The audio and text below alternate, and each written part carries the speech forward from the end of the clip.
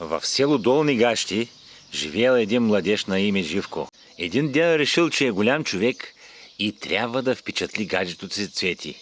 Отишъл на пазара и купил чисто нова каруца. Когато я докарал дома, баща му бай Пантелей го попитал: "Добре, бе, момче, каруца купи, ами кон откъде ще вземеш?" "Ами кон нямам." "А магаре?" "И магари нямам." "Тогава как ще я караш?" Живко се усмихнал хитро. "Татко, ти си здрав мъж." Бай Пантелей прибледнял. "Какво общо имам аз?" "Ще те впрегна отпред, само докато повозят Цвети." Бай Пантелей въздъхнал тежко. От години мечтаял сина му най-после да си има сериозна приятелка. "Добре," казал той, "за любов се правят жертви." На следващия ден бай Пантелей бил вързан отпред на каруцата. Също като кон. Живко и Цвети стояли отзад и се държали за ръце. Селените ги гледали и не вярвали на очите си. "Бай Пантелей, какво правиш?" "Тегля бъдещето на рода," казал той и продължил да тича. След няколко километра Цвети въздъхнала романтично. "Живко, много ми хареса разходката." "Радвам се, миличка.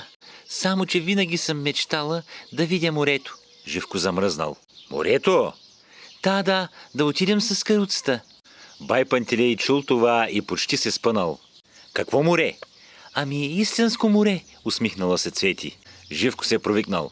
"Татко, чуваш ли? На море ще ходим." "Аз чувам, ама краката ми отказват да участват в разговора."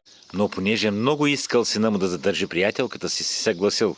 На следващата сутрин тръгнали. След първите 10 км бай Пантелей дишал като счупен акордеон. След 20 км започнал да моли кокошките по край пътя да го сменят. След 30 км вече виждал двойно. Накрая стигнал морето. Цвети скочила радостна от каруцата. "Колко е красиво!" Живко я пригърнал. А бай Пантелей се строполил на пясъка. "Татко, харесва ли ти морето?" "Харесва ми!"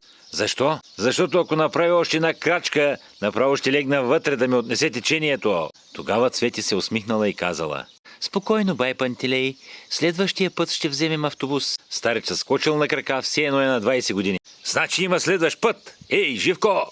Ожени се за това момиче веднага!"